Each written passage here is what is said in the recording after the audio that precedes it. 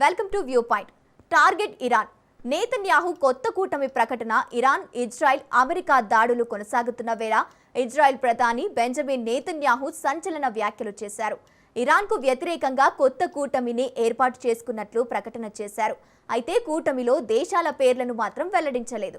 Israel ప్రధాని Benjamin Netanyahu తాజాగా ప్రసంగిస్తూ ఇరాన్ వ్యతిరేకంగా కొత్త ప్రాంతీయ కూటములు ఏర్పడుతున్నాయి.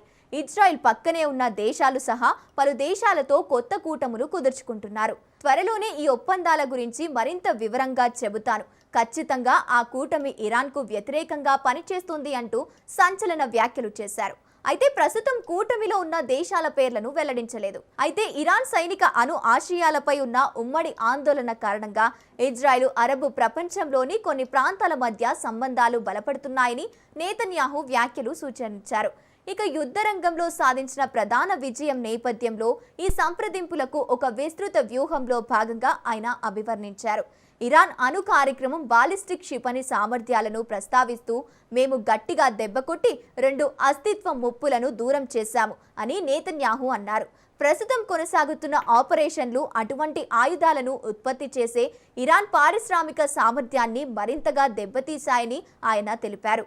ఇదే సమయంలో టెహ్రాన్ దీర్ఘకాలిక మార్పు వస్తుందని అంచనా వేశారు. ఎప్పుడో ఒకప్పుడు ఇరాన్ పాలన పతనమవుతుంది అంటూ ఆసక్తికర కామెంట్స్ చేశారు.